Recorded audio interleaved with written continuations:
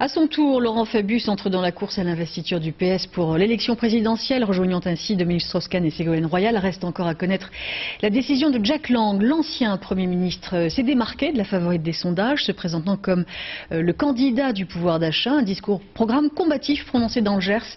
Rosine Fèvre. Laurent Fabius se concentre sur son discours qu'il peaufine. Cette candidature, il en rêve depuis si longtemps. Pourtant, avant le 21 avril 2002, l'idée l'avait effleuré de quitter la politique, persuadé que Lionel Jospin l'emporterait. Mais au soir du premier tour, les rêves de Jospin s'écroulaient, ceux de Fabius commençaient. Aujourd'hui dans le Gers, une fois de plus stimulé par le retrait de l'ancien Premier ministre, Laurent Fabius se lance dans la bataille. Chers amis, chers camarades, j'ai décidé, si les militants socialistes le veulent, d'être candidat à la présidence de la République. Un vrai discours-programme de 40 minutes. L'ancien social-libéral, devenu le plus socialiste des socialistes, s'est dit le candidat des gens modestes.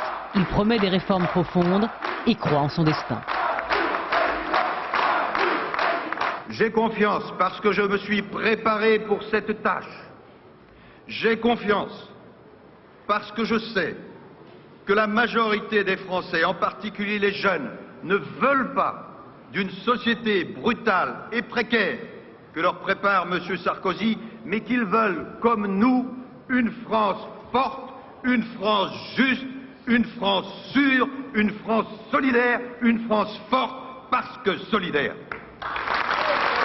Ému Laurent Fabius, qui veut croire que la rose socialiste peut refleurir entre ses mains. Un rêve encore lointain. Ségolène Royal, toujours reine des sondages, caracole en tête chez les sympathisants socialistes, avec 49% contre 6% pour Laurent Fabius. Comme disait Jean-Pierre Raffarin en son temps, la pente est rude.